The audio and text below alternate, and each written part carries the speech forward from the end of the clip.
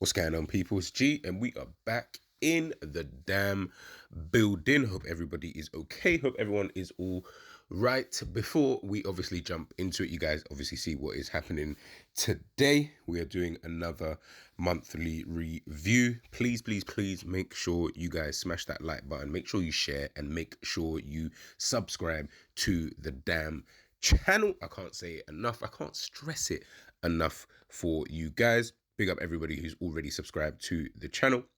Make sure you guys obviously head on over to the Jerry James Show as well, where you'll catch myself on there doing tactical analysis with the big man, the gaffer himself.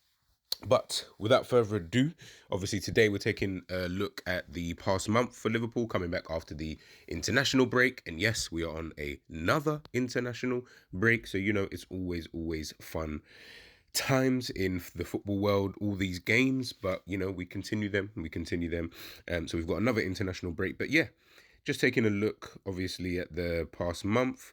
Obviously we've had the Merseyside derby, obviously we've had the draw to Luton, you know, we've had the defeat to Toulouse, you know, and all the jokes and bants that kind of came with that in the Europa League. But all the while, Liverpool are currently second in the Premier League and top of the Europa League group. So it's going to be interesting. Take a little look at that and see how we kind of rate this last month and, you know, how we look, you know, going forward. So guys, strap in, make sure you smash that like, make sure you share, make sure you subscribe. I'll see you guys in a sec.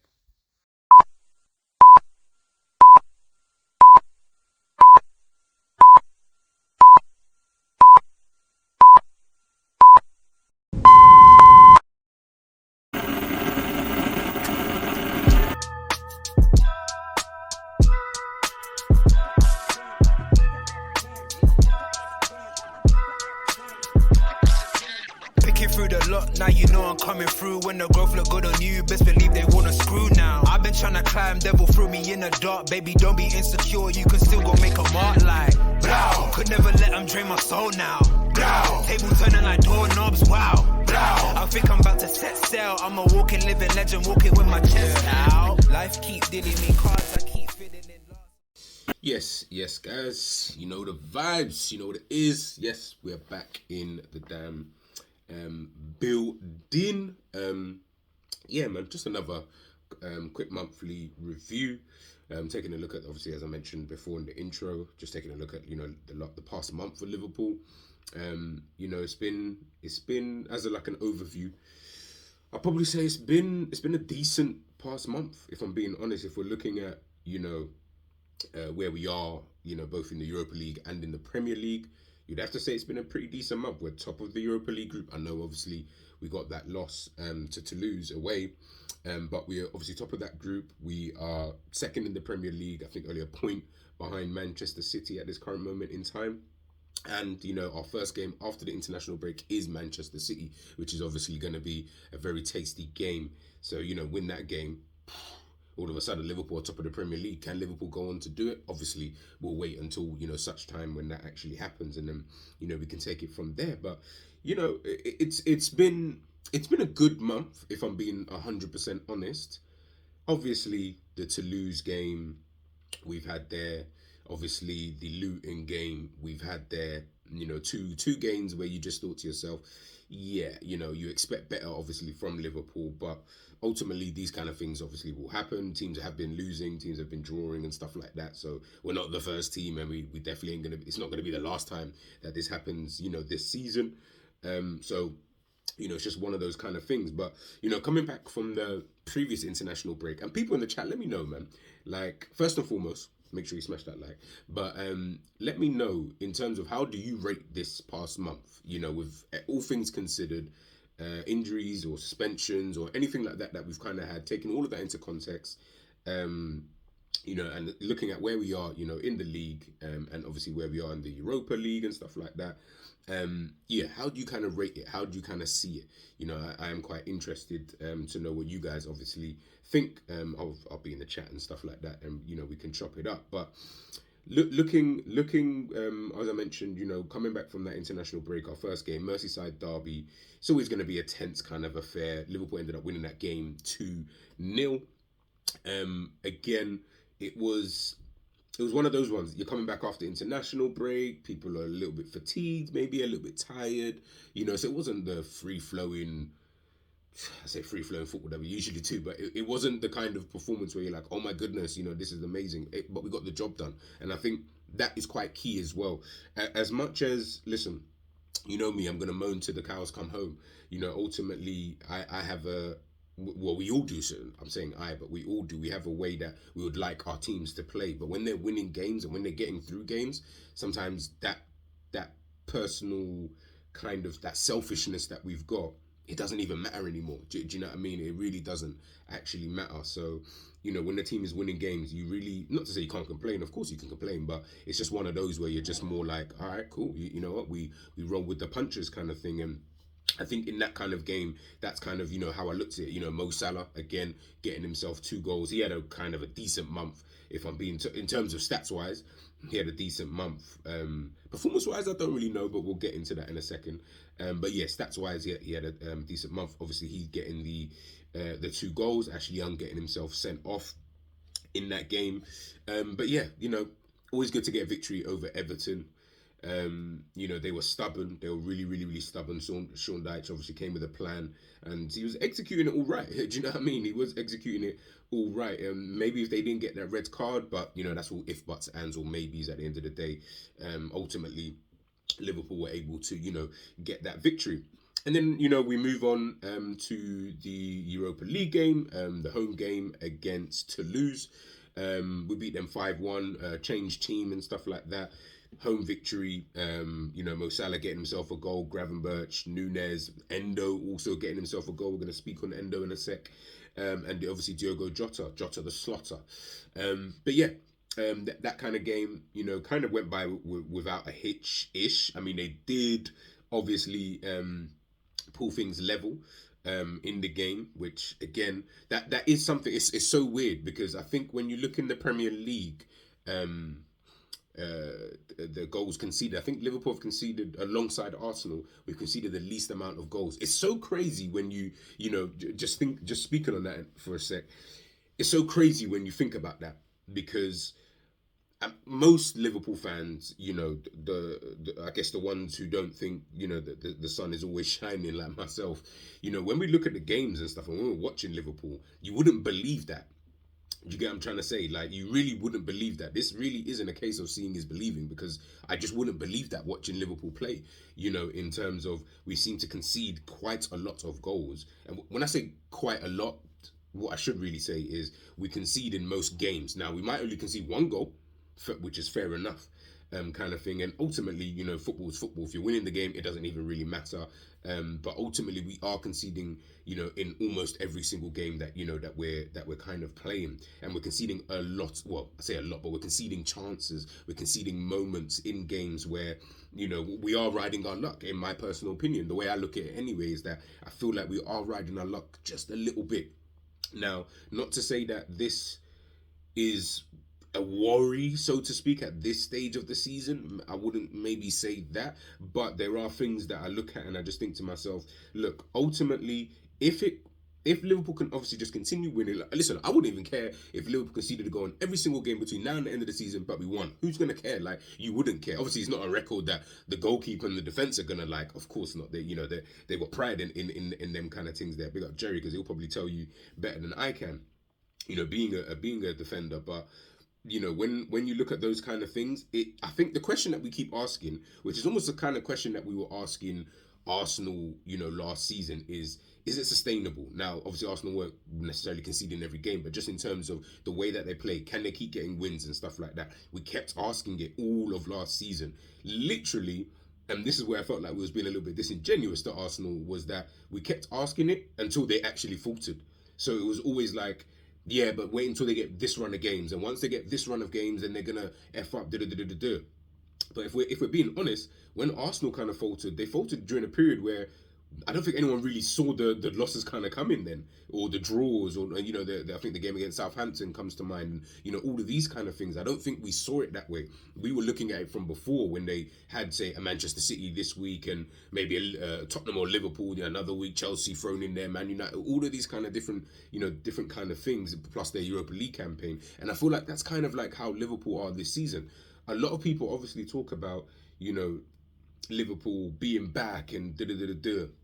We're not going to know until the end of the season. If Liverpool go this season and win the Premier League, then you can say, yeah, Liverpool, you know, Liverpool are back and stuff like that. Obviously, there's a long way, there's still quite a long way to go. And, you know, there's going to be a lot of ups and downs and twists and turns, I feel, especially this season with the way that things are starting to pan out, you know, at this current moment in time. But, you know, when we're saying Liverpool are back, you know, are we saying this is the complete version of Liverpool?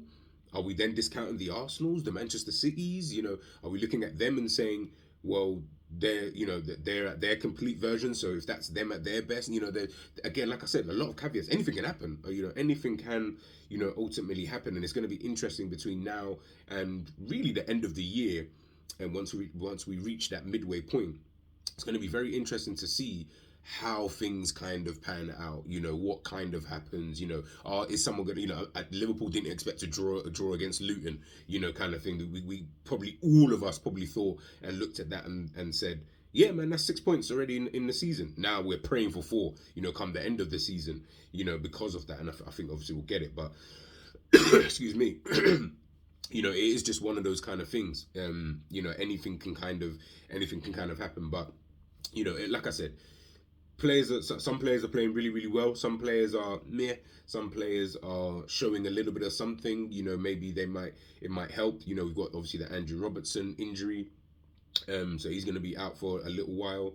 Obviously, Kostas Tsimikas has come in, where he's got his pros about him. He's got those cons as well. It's just whether or not that those cons are going to cost us, you know, no pun intended, whether they're going to cost us in games and stuff like that. So, yeah, again, it's just one of those kind of things. We've just got to kind of, you know, wait and see. But obviously, back to looking at like Liverpool, and we'll get into other stuff in a bit. Obviously, after that Toulouse game, obviously we then faced off against Nottingham Forest, beat them 3-0 at home. Again, another game. And I think I've said this in the 2 previous monthly reviews that I've done, where I've just looked at Liverpool and I've just thought it's a good and bad thing what I'm about to say anyway. When I look at the way Liverpool play and just all of that kind of stuff, am I impressed? Not really. I'll be honest. I'm not really that impressed. But then I'm also like, a part of me is also intrigued, because I'm like, I'm not really impressed with the way that we play and stuff like that. I do think we've rode our luck in a lot of games, in terms of teams just missing chances that on another day they're putting those away and stuff like that. You know, and all these kind of like various different things. But we're winning games though. We're winning games, and that for me is quite impressive, you know, because if you're able to not be at your best, but still able to get through these kind of games and still able to pull out the victory, go down to 10 men, go down to 9 men, you know, and all these kind of things, and still get a result. Obviously not in that Tottenham game, 9 men, but you know what I mean? Just go. Always, we seem to always have to come back from some type of adversity. You know, that's just Liverpool, from the Liverpool I've known for the last 25, 26 years. That's just the Liverpool I know. Is we're always some type of adversity, some type of like, oh my goodness, you know, Liverpool have come back 3-0 against AC Milan, and I think it was even down in the FA Cup final the following season to West Ham, and then, you know, we ended up winning that game and stuff like that, and just other types of results that we've, you know, kind of seen. Again, that's why I asked the question beforehand, and I asked this to you guys: is that sustainable for a season? Can you keep doing that? You know, I think the style of play that we do have, I think one of the reasons why I don't like it is because we're at our strongest when we have to come back in games. I feel anyway. You know, when you watch the games, you've seen how when we go behind in a match and stuff like that, you know, it's like we just kick it up a gear. Everything moves quicker. You know, everything is intricate. It's better football than what we see when we're having to kind of start 0-0 and kind of get the game rolling and stuff like that. It's usually a slow start, and teams usually have about a couple of chances, which they always seem to, funnily enough, always seem to miss. Brentford game, you know, being an example. I think even in the Nottingham Forest game, again, obviously that we won. And that's another example that I was just thinking off the top of my head, where it we start off quite sluggish, quite slow, but I think that's just the nature of our style of play. I just think like because of our style of play, that's just going to be it, kind of thing. But if we were behind in any of these games, I'd be kind of confident that we'd come back and win the game because that would almost suit, our style of play, the way that we obviously want to play and stuff like that. I don't know why. I don't really understand why. Really, I just think it's a style of play thing. I don't really look at it as like a mentality thing and stuff like that. I generally just look at it as like more of it's just the style of play. The psychological about it, having to come back in games, meaning we're more attacking wise, which is what we want to be anyway. We're more direct. We try to get the ball. We move the ball a lot quicker. When we're kind of 0-0 and it's a stalemate, Liverpool move the ball so slow, like it's boring to watch half the time because you're just like, I don't mind the team that passes you to death like a Barcelona, Man City. That's fine. People say it's boring, but for me, I'm like, that's fine. You know what I mean? There's an end goal, but when they don't pass the ball at like 0 miles an hour, like, and that's all we seem to do. And then when teams then set up in their banks and stuff like that, where I don't feel like we're that good at breaking teams down. We seem to score a lot of goals off counter attacks and stuff like that. It'll be interesting to see what that stat would even. Someone would have to check for me how many goals we score off counter attacks, or teams, when they've had a corner, then we go up the other end, kind of thing. It's not, we haven't broken them down. We haven't played some great football. It's very direct Sunday league type of get the ball forward, get this guy to run, fastest guy on the team, usually Darwin Núñez or Mo Salah at the time. Just get them running, pass to someone else. Boom. It works though. It works. As basic as I think it is, it works. So can't really complain, in that kind of category. And really and truly, why would you, don't break, if it's not broke, don't fix it. Do you know what I mean? So we just got to kind of move, with that. But anyways, back to Liverpool. And guys, let me know what you guys think as well. Let me know, what you think, as I'm kind of going through this, in terms of how you guys saw things. You know what I mean? We all see things differently. Do you know what I mean? No one here has to agree, disagree, whatever you want to do. Just let me know, in the comments. But obviously then we had our next game, which was the EFL Carabao Cup. We played against Bournemouth, beat them 2-1. Windy game, rainy. Darwin Núñez with an absolute banger in that game, which is hilarious because that first touch was the most fugazi first touch I've seen in a long time. But it's just another one added to his catalogue. But then so was that goal, and it was like only I think I tweeted this out, in the game, or when he scored that goal. I was like, only Darwin Núñez can make something look so beautiful and awful at the same time. You know what I mean? Only he would have such a dead first touch. People say, oh, it's the rain and da-da-da-da-da. I would have believed, like, I'm not saying it wasn't the rain, by the way. I'm not trying to say, oh, yeah, because it probably was the rain. But when a brother's been doing that basically his whole time since he's been here, yeah, I'm like, yeah, it probably was the rain, which is why people will let you off, so to speak. But let's keep it a buck. We've seen him do that on multiple, more than 10 times, since he's been here. So I'm almost like, I think it would have been the same kind of touch regardless of the rain or not. But we'll say it's the rain, to make him feel better. And then he scores that banger. Scores an absolute banger. Can't even take that away from, man. That was a solid, that was a bad boy goal. That was an absolutely bad boy goal. And I think with Darwin Núñez, just speaking on him a little bit, and it's funny because we're going to get onto our next game in a sec. I think with someone like Darwin Núñez, it's like, listen, do I think he's improved this season? Yes, I do. I genuinely do think he has improved in different type of areas that last season we just weren't really seeing for whatever reason, whether that's just gelling more into the team and whatever. I actually don't really care why he's improved. I'm just happy that he has, actually improved in the team. My only, thing about that is again, I think I've spoken about this on streams before, especially with like our fan base. Like, everything is always to the extreme. Now, don't get twisted. I was on the other side of that extreme. I'm not trying to say I'm exempt, because I was one of those people like who, on one end of the extreme, oh, he's dead, he's this, he's that, and and I mean, I still don't really rate him like that, but he's doing his thing, so man can't really, I'm saying, just not my type of guy. But that's neither here nor there at the end of the day. You know, I'm just being honest. That you know, ultimately, he's never going to really be. I mean, he'd have to he would end up having to surprise. Sorry, I'm going off on a tangent, but he'd have to end up surprising me. Like, just be a brother who bags you like 30 goals, getting basically almost like Mo Salah numbers. Because Mo Salah was also someone that I didn't rate when he came, and then he changed my mind. He changed my mindset on how I looked at him now, and now he's my favorite player. So maybe Darwin Núñez might become my favorite player, you know, in the future. Heck, I would love that. That would be a funny story. But yeah, with someone like Núñez, I feel like, obviously, like I said, there's one end of the spectrum where it's like, oh, he's shit, he's this, that, and the other, and then there's the other end of the spectrum. He's a world-class striker, he's this, he's that, and blah blah blah. And then obviously there's a few people who are kind of like in the middle about him, which those are the people. Like I said, I was on the other end of the spectrum. Now I've kind of fallen into the middle. Who knows? I might potentially move on to that side if he starts doing crazy things. But the people on either side, that I think that's what was kind of always I don't want to say beef, but that was always the kind of, you know, why they're always butting heads, because obviously the people saying he's shit, and that's and like myself, I'm not trying to say I'm exempt, you know what I'm saying, I hold my hands up.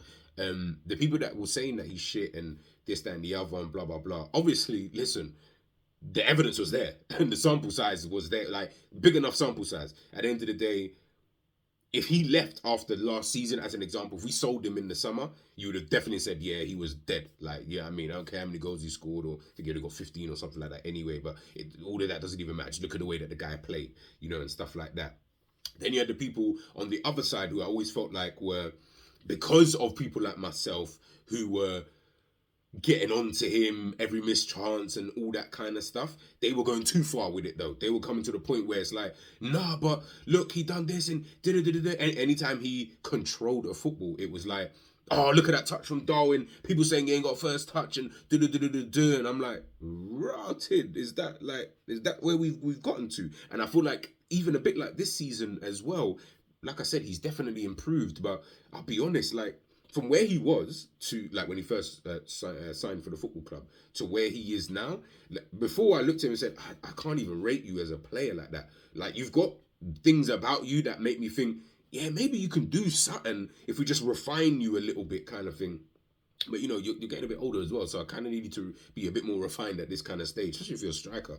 Do you know what I mean? I know everyone develops at different ages and stuff like that, and people keep using the caveat of, oh, yeah, he only started football and however old he was, he only played however many seasons, in professional football. And I hear all of that, but we ain't Brighton, man. I keep telling people, like, we ain't Brighton or like one of them kind of teams. I don't care about how long he's been here, bro. I expect you to come in here and do your job. Do you get what I'm trying to say? We're not that Liverpool of when Klopp first came in. I think people keep getting that twisted, and I think that for me is, again, another thing that I look at and think to myself, this is where I feel like people are just getting a little bit confused. You keep thinking we're in that same kind of Liverpool mode where, yeah, we can keep, you know, signing, and I'm not saying that these players can't turn out to be good players and stuff like that, but you keep thinking that we're that Liverpool, so the type of player and all these kind of things that we look at, want to sign, and the amount of time you're giving him to do whatever, it's always like, nah, we're not that Liverpool, you know. We're supposed to be up there.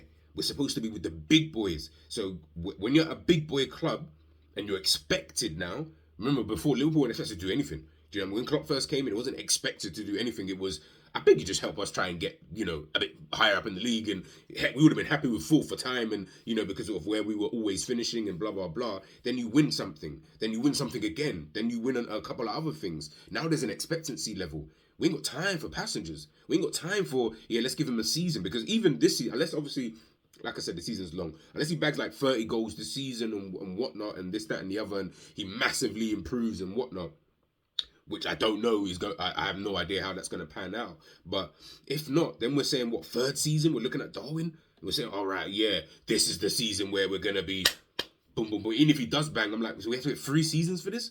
Do you know, like, we're just hoping that he bangs enough for us this season so that Liverpool can potentially win something, you know, kind of thing. But that's 3 seasons. And again, with other players, you know, kind of in the team and that, you're looking at them thinking, yeah, next season. It just always seems to be never now.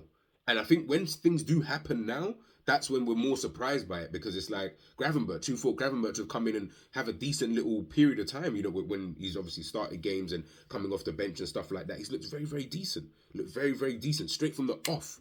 Why? Because that he's already got that quality to be able to do so. So when you're then looking at other players like a Darwin, who you're like, I thought you had the qualities that when you came in, we were just going to instantly kind of see it. And where we were at when we did sign him, you know, coming off the back of that, you know, trying to win a quad and stuff like that, you know, when he's then come in, I'll be honest, I expected a whole lot more. Whether that's harsh or whatever, but that's just what I expected. Like everyone else seemed to be giving him a blight, missing open goals and doing it. Oh yeah, but he's got the raw tools. You don't need raw tools to put the ball in the back of the net. You know, in an open goal situation. You know, that moves us onto that Luton game that we had, obviously after, you know, the Bournemouth game where he scored that absolute banger. What does he go and do in the next game? He misses an open goal. What happens? Liverpool draw 1-1. Now, it's not his fault. Of course, I'm not like, that chance was his fault. Don't get twisted. 100% on you. You should, like, there's zero excuses that anybody can give me as to why you've missed an opportunity like that. But it's not your fault that we drew the game because other people had other opportunities. Salah wasn't really doing his thing. I felt like Salah was kind of poor in that game as well. And as a whole, we were quite poor, you know, and then we ended up dropping points. But this is why I look at someone like him and I'm like, obviously there's the comparisons with the Haalands and stuff like that. And obviously when he first came, there was that comparison, which people were saying nah, but I was like, but why can't you compare them though? Why couldn't you compare them? We're not talking like, remember this is the brother who, when he was at Benfica, as everyone keeps showing and telling me, yeah, he bagged 30 goals. In the season that we bought him, he bagged, 30 odd goals, you know, in all competitions. So why can't we look at him like that? We've signed a striker, they've signed a striker. We're rivals. Like Arsenal, Manchester United back in the day. Ruud van Nistelrooy versus Thierry Henry. Do you know what I'm trying to say? Thierry Henry versus whoever else Manchester United, you know, had at that time. But why can't we compare? It was always that excuse like, oh yeah, but Haaland's this and he's been doing this for then sign someone else then. Do you know what I mean? That was always my beef. Sign someone else then. I feel like it was just always excuses. Like we were always trying to give a blight, or we were always trying to find a way to not make it seem like it. No, that's a head to head right there. You have to compare, man. Have to. I don't care what Haaland's been doing prior to this. Haaland's younger. Ultimately, so like I said, either sign someone else, or this is the level of scrutiny that you're going to get coming to Liverpool Football Club. This is the level of scrutiny. So when we are looking at that Luton game and Liverpool don't win it, you know, which we should have, we will completely bombarding them. But big up to Luton, by the way. You know, they held their own. When we don't win that kind of game, you're looking at it thinking, all right, cool. What can we take a look at now? There's obviously other opportunities in the game and stuff like that. You know, Darwin, you know, outside of that missed chance, he had a couple other opportunities. But it's in those moments I'm looking at him. Now, everyone keeps saying to me, and I keep seeing circulated around, yeah, no. Over time, he'll just get better. And he might do.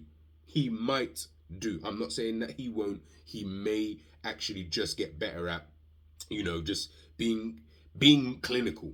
I think that for me is the key. I wouldn't even mind. Salah's not like I don't look at Salah and think, yeah, this brother looks mad sick on the eye. Like, I don't look at Salah like that, but he's clinical. He has his moments where he looks good on the eye and but overall, I don't think Salah's like that type of brother. Like, I wouldn't pick him in a five-a-side and be like, yeah, I need these kind of Nah, you're not picking Salah like that. Do you get what I'm saying? But he's clinical as fuck, though. He is so clinical. And I feel like with Darwin, at this moment in time, he is not clinical. Do you get what I'm trying to say? There's too many missed opportunities, you know, in games. And I even look at it, even in that Toulouse game that we won 5-1, rounded the keeper. What's he going to do? You hit the post. Luckily, Gravenberch came up and scored.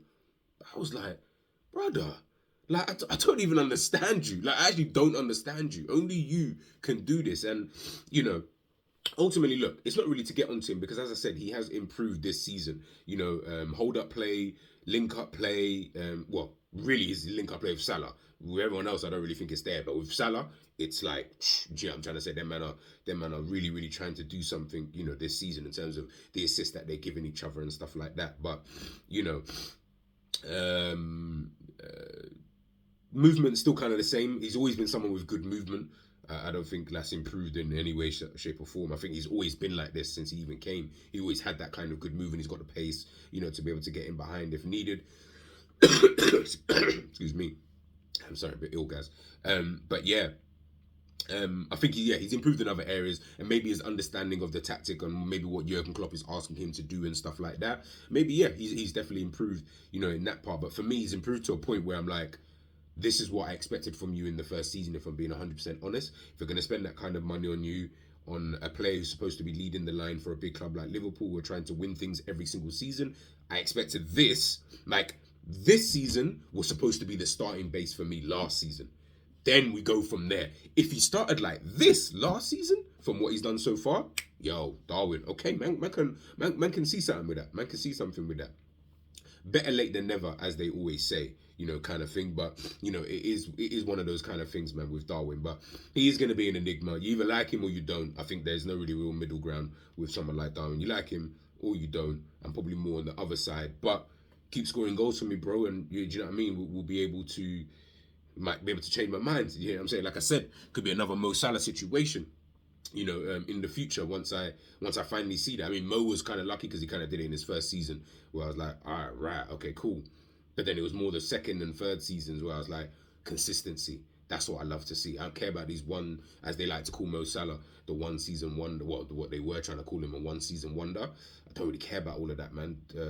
For me, when I'm looking at someone like that, if I'm going to rate you highly anyway, I'm looking at you thinking it's all about the consistency. It's all well and good. Yeah, you're doing your thing for one season, 100%, and we can talk about that season. But that doesn't play a part into my next season, though. Next season, I start completely fresh. Mo Salah, when he first came, scored, 40-odd goals for Liverpool and however many assists. The next season, we start straight from zero. Start straight from scratch. Straight from scratch. Can't start from last season. I don't care what you did last season. Do you get what I'm trying to say? Because what you did last season has zero impact on what you did this season. We need to see that level of consistency. And that's what Mo has then obviously provided. So that's the same thing with Darwin Núñez, Started off really, really bad. This season, he's gotten better and better. Hopefully, as the season kind of goes on, he'll just keep improving. And then we'll see come the end of that season. But it's all about the consistency. But that's later on, down the line. So, after that Luton game, we obviously faced off against Toulouse. That's where we lost our first Europa League game.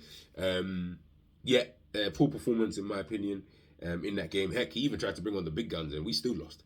I'm trying to say, we still lost. So, that was probably more of a wobble your head type of moment, do you know what I mean? Where it's like, guys, pattern up, man, because if you don't pattern up, do you know what I mean? Now, obviously, we're still top of that group. It's nothing... People keep trying to police other people. If you're angry about that game, you have a right to be, in my opinion. You lost the game, and you lost the game against a team that you shouldn't be losing to. Why would you be so nonchalant about it? You know what I'm trying to say? Obviously, in the bigger picture, Liverpool are still top of the Europa League group. Excuse me.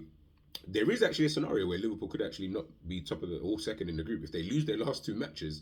And I think, is it Union, whatever they're called, if they win and Toulouse win their next two games, it's going to start getting a bit sticky in that. But I don't think that's going to happen. Liverpool will comfortably, I think, top the group.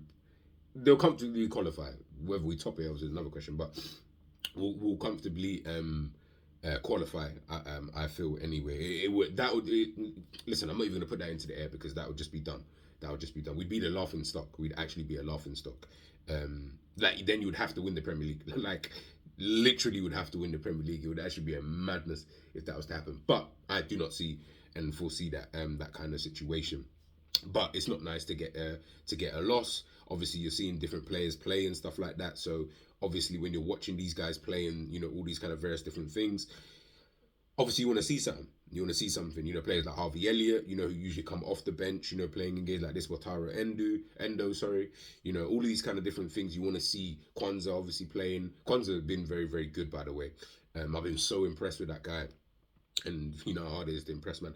But I've been impressed from when he's come in. He just looks composed, though. I wouldn't go...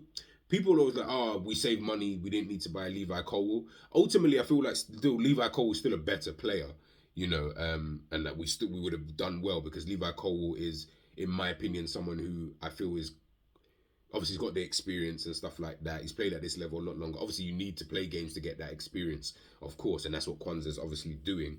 And Kwanzaa's a very, very good player. It would have been interesting to see someone like Kwanzaa and Levi Cole, together in the same kind of team. But you can see with Kwanzaa with Cole, he was a lot more mature and stuff like that, and that's what I feel with Kwanzaa. He'll get to that level anyway, potentially. But what I've seen of him so far, very, very good, man. Very, very good. For me, he's been obviously not the best player because he ain't played that many games like that, but he's been the one I've been most impressed with this season, so far. Obviously, you got your alleys and stuff, but they haven't impressed me to a level where I'm like, oh my goodness, like how Ali was doing last season kind of thing. But I was just more because the team was so shit, or we were playing so shit kind of thing. Moda kind of the same thing. Kwanzaa's the one I'm looking at. I'm thinking this guy was playing for, what was it, Bristol Rovers or whatever, the previous season, or the back end of the previous season, to then come in to play for Liverpool. Especially in a Liverpool team, the way that we play, the amount of goals that we do concede and stuff. I know we conceded, I think 10 in the Premier League, but the chances we give up, the risk that we play with and stuff like that, and for you to come in and look so calm, and in the games that you have played, you've almost been, in most games, I can't remember off the top of my head, but in most games, you almost feel like you've been the best defender. Do you get me? You've been the most mature one. When Matip or a Gomez, whoever you're alongside, is playing there, they don't look as composed as you. Now, that might just be a natural thing anyway, like how Van Dijk is just so composed and stuff like that. But yeah, he looks really good. He looks really good, and I'm quite happy to keep seeing him play. Like, I wouldn't even mind him playing in certain games, even in trickier games, in the Premier League and stuff. I'm not saying at Manchester City. I don't think at the moment, I mean, that would be a baptism of fire if he was to play in them kind of games, especially coming up against like a Haaland, a Foden, a Bernardo Silva, and all these kind of guys. But yeah, he's got to play against them sometime. Yeah, I mean, he's definitely got to play against them sometime. But yeah, we'll wait and see, with that. But yeah, to our last game, it was against Brentford, before we obviously cut off for this international break, 1-3-0. That was a bit of a funny game. Liverpool getting a goal in the 39th minute just before half time. Brentford had their chances, made it difficult for us, but in the end it's almost like we just kind of, once that second goal kind of went in, it was, I mean, they still had chances, to be fair. I think that we had 3 big chances in their game, they had 2. You know what I mean? Again, this is what I'm saying about riding your luck in these kind of games. If they put those away, we're talking about a completely different game. Completely different game. But there's something in the fact that they can't put these chances away. It's just really and truly whether that's going to continue. Hopefully, if we're going to continue playing like this and this is going to just be our thing, then hopefully we can ride our luck for as long as possible, kind of thing. But yeah, good victory in the end, comfortable in the end, but it was trickier than the scoreline kind of suggested, if I'm being honest. Watching the game anyway, it felt like it was a lot more trickier than that. But ultimately, we got that win. Taking a look at the last month, who's been my kind of player of the month, or the last series of games. I feel like it's been between, I'd probably say Mo Salah. Yeah, I'd probably say Mo Salah. If not Mo, then maybe Virgil. I feel like Virgil's been quietly just kind of going back about his business. Again, like I said, there's the extremes with it just seems to be Liverpool. To be fair, every fan base kind of does this. There's always extremes. You always have to go too far, or you're too harsh. Excuse me, you're too harsh with it, kind of thing.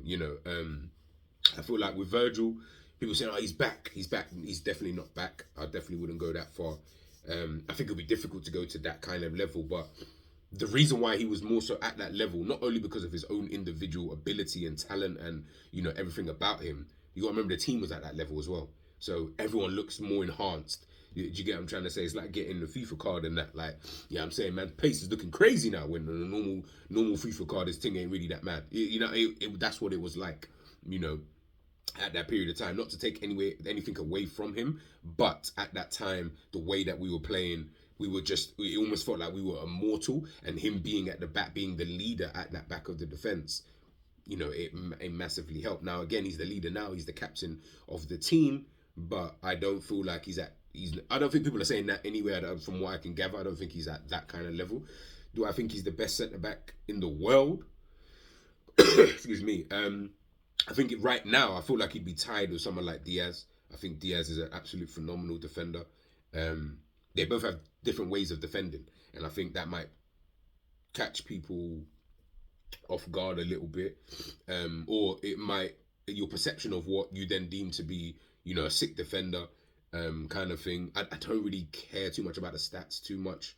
Um, yeah, I'm trying, unless I'm analyzing a player, like specifically, usually for signing and stuff like that. I've tried to kind of detract away from the stats and stuff this season. I don't really want to go too into them. Like, listen, if I'm analyzing a player, like I said, then fairs, I'm gonna have to look at the stats and how do they compare and rare tear. But when we're just talking just about players in general, like, I'm tired of all the stats. I don't care about your dual success. I don't care about your whatevers. Like, we all watch the games. You get what I'm trying to say? Like, stats can always be misleading. Stats has zero context as well, in terms of it doesn't mention in the stat, well, this team plays like this team plays like that team plays like this, and da-da-da-da.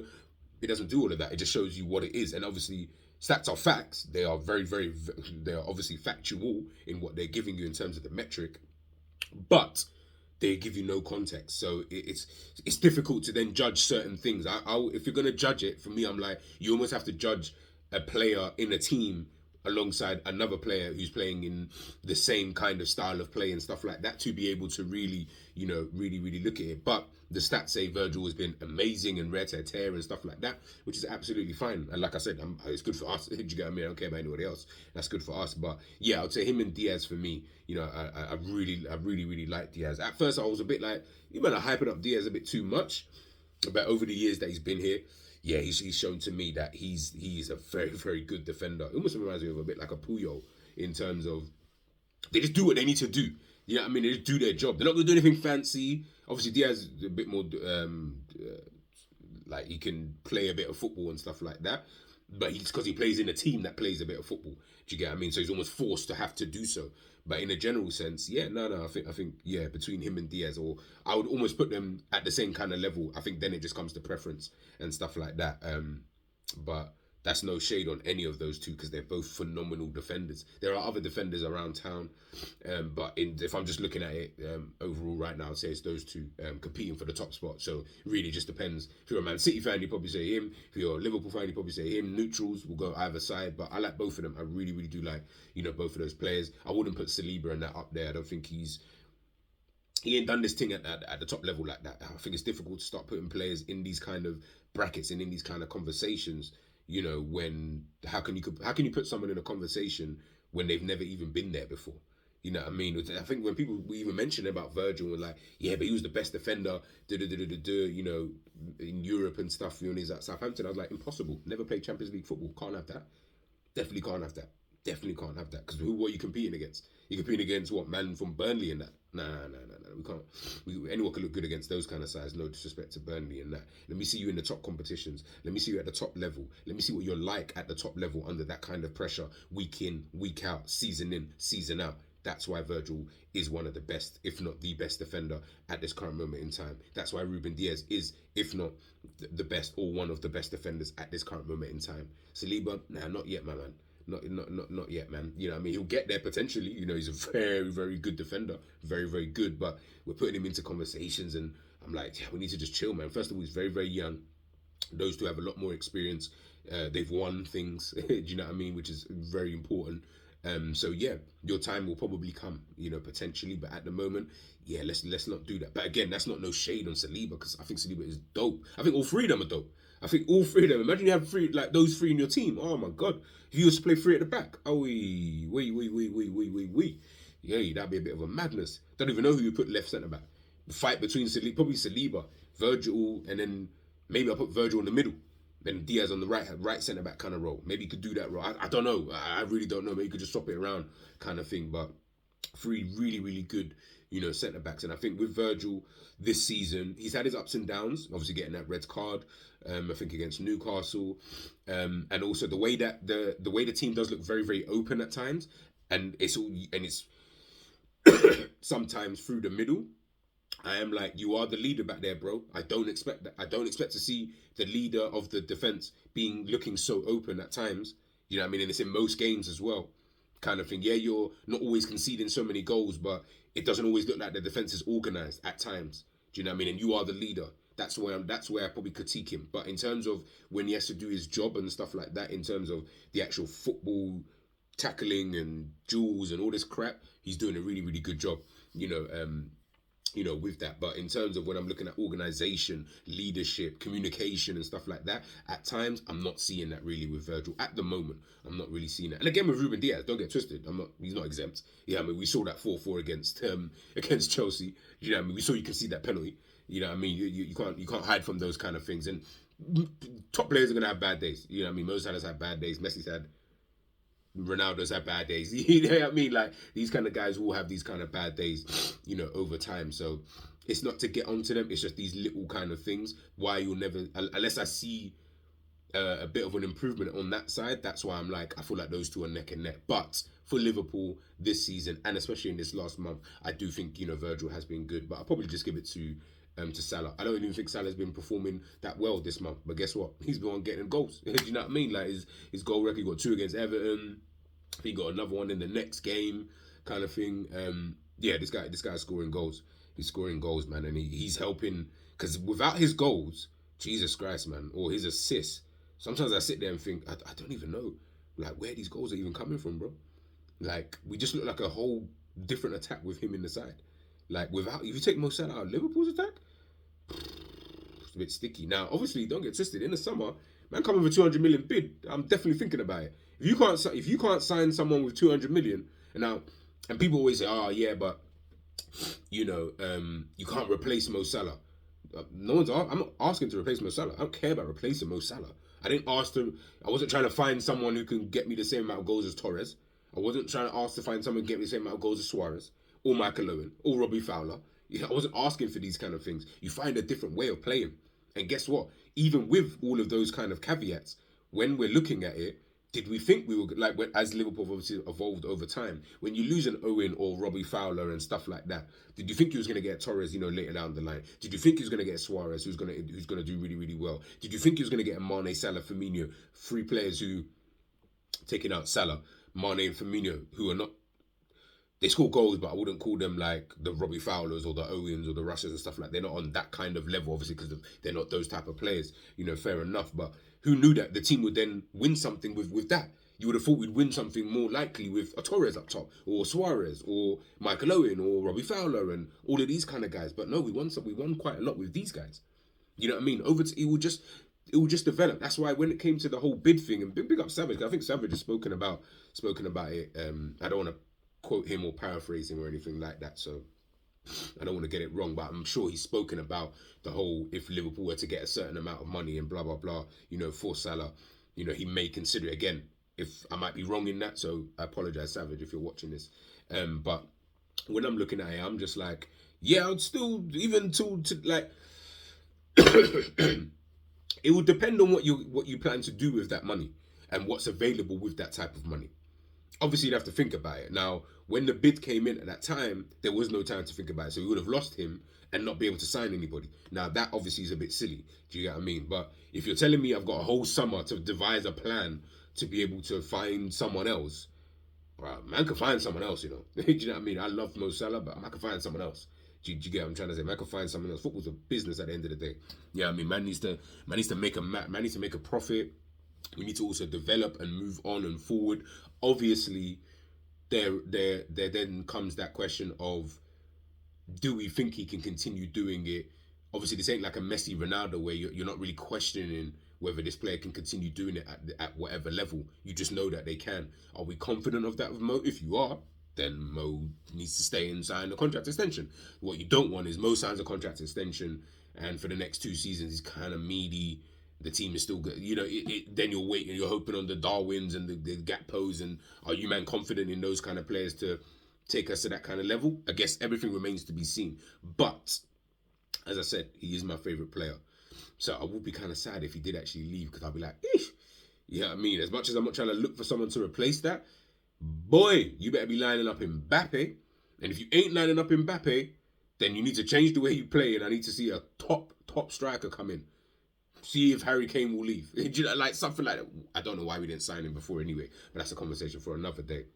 But let me know what you guys think. Like, if obviously we don't know what's going to happen between now and the end of the season. So for all I know, Mo Salah scores 40 goals, gets 20 assists, and it's a madness, and he's not slowing down. Could be like a Benzema type of situation. If so, then you just keep him. Just keep him because it'll be better off for you. And it doesn't really look like he's slowing down, anyway. And it doesn't really feel like there's going to be any amount of money that you're going to be able to get for this kind of guy. The problem that you then have is that are you confident that he's going to be able to do so? Maybe he is into that Benzema kind of bracket where you're like, yeah, he just keep producing. No matter the age, 33, 34, 35, he's still doing his thing. Do you know what I'm trying to say? And if so, Mo Salah can't leave. Yeah, I'm trying to say, I would love to have a player like that anywhere at those kind of ages who are performing at that world-class level where you're still saying Benzema at the age of 33, 34, yeah, he's one of the best strikers in the world. What? At 33, 34, what about everyone else? But that's because he's still performing at that kind of level. So, all these things, they remain to be seen.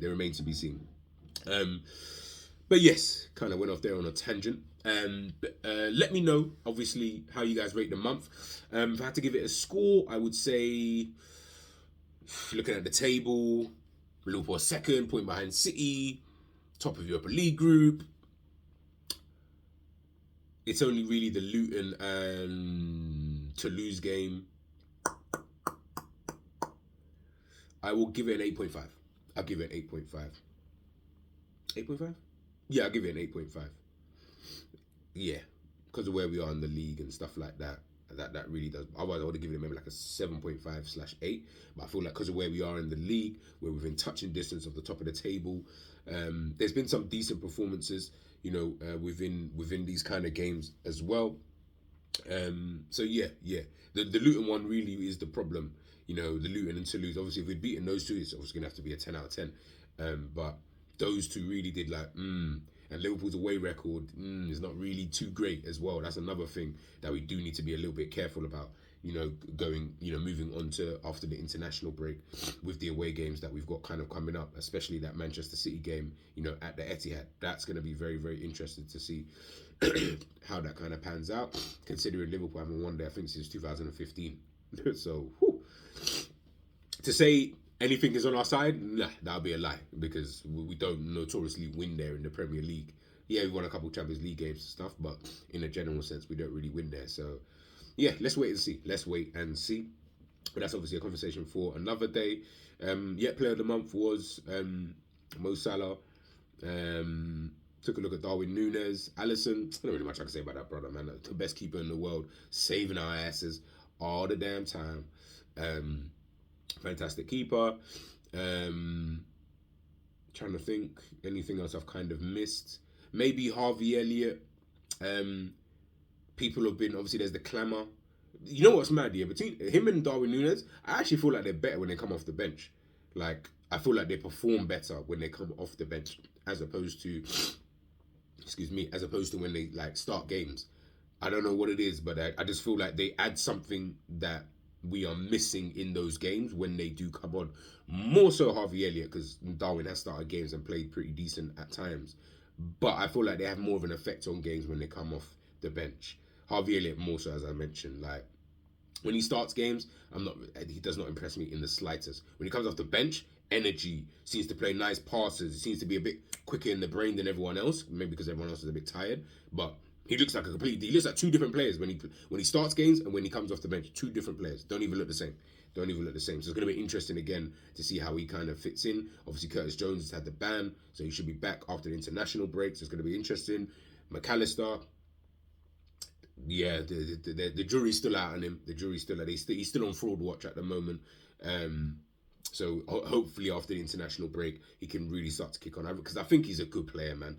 Do you know what I mean? Use him in the correct way. He's a dope player, man. But at the moment, we're just not really seeing it. So Bozolai, he's had a bit of a quiet month, if I'm being honest. He's had a bit of a quiet month. Hasn't really been his skin-pelating Steven Gerrard best. But, you can't always be at that kind of level every single game. Even Gerrard had bad games, but it's just been funny and interesting because everyone's been speaking about Endo, especially in the last game that we played. But for me, Szoboszlai was worse than Endo, in that game. But no one wanted to say anything. Everyone's keeping quiet because, again, agendas must agenda kind of thing. So, it is just one of those kind of things. But we're doing all of this without a natural six. Everyone keeps telling me recognize six or a good six. So who knows what will happen when we do get a six, man? Who knows what will happen? But guys, that's obviously the end of the vid. If you guys can please make sure you like, share, and subscribe to the damn channel. Please, thank you guys for obviously tuning in and listening. As I mentioned, if you're watching this on the replay or if you're in the chat and whatever, just let me know what your rating for the month has been, and let me know why you've given that kind of rating. Hopefully, I'll be able to chop it up with a few of you in the damn chat. What's coming up? Obviously, international break. So we've got a couple ideas. So we'll chop it up as and when the time kind of comes. Might do a couple scout reports and a couple players. Taking a look at maybe a few players that we might be potentially interested in. I kind of missed those scout reports. So yeah, take a look at that as well. See a lot of people biting my flow as well. You know who you are. But yeah, make sure you guys obviously just stay tuned, keep your notifications on. Love and appreciation to everybody who's obviously already subscribed to the channel, who has liked the videos and who shares this out to their friends. Listen, it takes a second to do so. It takes a second to like the video. So please, please, please, can we get these likes up? I'm G. That is the monthly review done and dusted. And we are boop out.